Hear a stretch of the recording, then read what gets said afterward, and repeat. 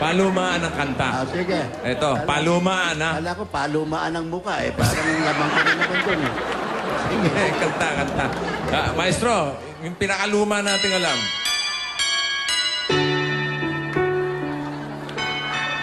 Naku, parang hindi, wala nakakaalam ito. Luma-luma na talaga ito. Sa lumang simbahan, aking napagmasdan.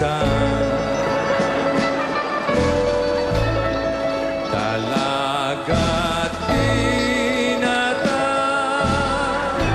ay nagsusumpaan. Sila'y nakaluhod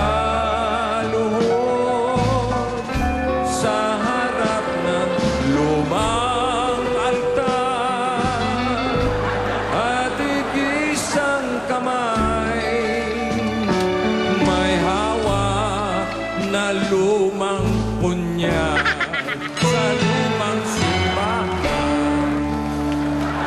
Ay, luma na nga yan. Patay na yung gubuhan yan eh. Pero may mas luma pa dyan. Meron pa rin. Kung nuno ng luma yan, may kanununuan ng luma pa dyan. Mas luma pa to sa lumang kinanta ko. Mas luma dyan. Sige ka.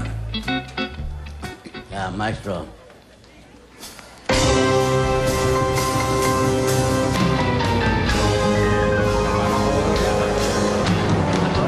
Nagbubulto na. Lumang kanta yan, ha? Nakaluma, nagbubulto na.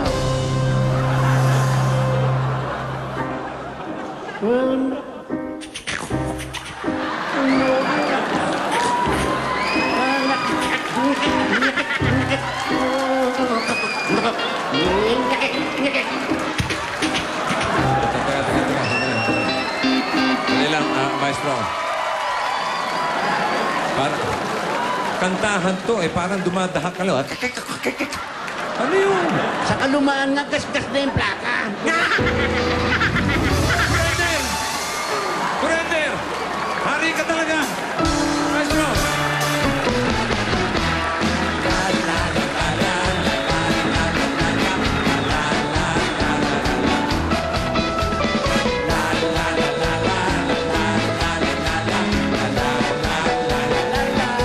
The public may sing. Sing and sing. Sing a song. Make it simple. To last your whole life long. Don't worry, it's not good enough for anyone else to hear. Just sing, Sing, sing. sing a song. Just sing a song.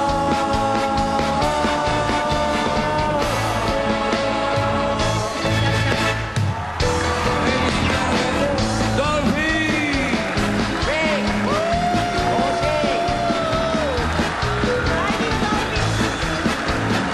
Mga kaibigan, ang King of the Comedy at ang Box Office King. Big Soto and Dolphy. Palapakan natin, tawagin lang natin si Miss Risa Santos. Lisa Santos! Alam mo, ngayon pa lang, Tito Dolphy, kinocongratulate na namin kayo. Once in a lifetime lang mangyari na magsama ang dalawang hari ng komedya. Lagay ko, napakaganda ng pelikula. Sa Miyerkules na labas yun. Ayun. Huwag niyong kaligtaan at mag-i-enjoy kayo. Paano nga bang magsama ang isang box office king at ang isang comedy king?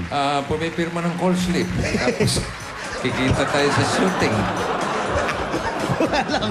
Maganda. Napakagandang eksperyensya para sa amin. Lalo na para sa akin. Oo nga. Dahil matagal ko nang pinag-aaralan si Dolphy. Aha. Yung mga style niya, pinapirate ko eh. Tito Dolphy, ano po ba yung mga naituro mo kay Vic? Malikot po bang bata? Alam mo ba yun? Patay tayo dyan. Hindi naman. Hindi. Tahimik nga. Pero mapanganib. Pero hindi. Love ka niyan. Yan. Tsaka si Dolphy, hayaan nyo batiin kayo ng Eat Bulaga ng belated happy birthday. Yes! belated. Ang haba naman ng birthday ko. Isang buwan yan. Ako, Tatalunin natin si Kuya Germs. pwede ba bumati ako sandali lang? Pwede. Eh, ito, makulit ito. Kumpare ko to eh. Tiga Las Vegas to. Dumating papanood tayo dyan. Si Charlie Lee. Kilala ni siya ni Quinton. Si Joey ito. Nandiyan sa Bulacan. Pare, makita tayo sa Lunes. Thank you. Yun lang. Okay. Ako lang, Bitoy, I just wanna ask Riza, what was it like working with the two of them? Oh, ang saya, and they're very down to earth. So, araw-araw sa set, every day was really fun and nakakatuwa. Baka maging komedyante na rin to si Riza Sa Wednesday na pagkatapos. yan. Sa Wednesday na yan. Diretso-diretso na ang Tagalog yan. No? Oo nga. Very good. August 13. At meron kaming premiere night. Imbitado kayo lahat. Sa katunayan, magpapamigay tayo ng mga tickets para sa premiere night. Dito sa mga Damar Gods natin. Ay, Vic, nga pala, nais lang namin pasalamatan yung ABS-CBN Film Archives dun sa napanood ninyong short na VTR kanina at MZ and Octoarts for that very well-produced segment a while ago. Okay. May At binanggit kami ka rito- eh. Oh. Di ba? Sabi mo, may migay ng tickets. Natuwa Oh. sila doon. Baka gusto mong pasayahin pa itong mga to. Aba bigyan na rin natin ng mga t-shirt yan. Galing sa amin ni Dolphy. Double Trouble t-shirts. Meron kayong lahat. Ayan o, kita nyo? Suot na ni Jose. Oo nga, Jose Baka naman Mali. kami mawalan yan, ha? Kayo na bahala dyan. Okay. Miyerkules, mga kaibigan. Miyerkules na. August 13. Mga Maraming pamilya salamat. nyo, dalhin nyo na ang pamilya nyo at pampamilya itong pelikula. Maganda na kayong rumambol. Thank Double you. trouble. Thank you, Eat Bulaga. Thank you, Riza. Diyan lang po kayo dahil magbabalik pa ang Eat Bulaga. Double trouble!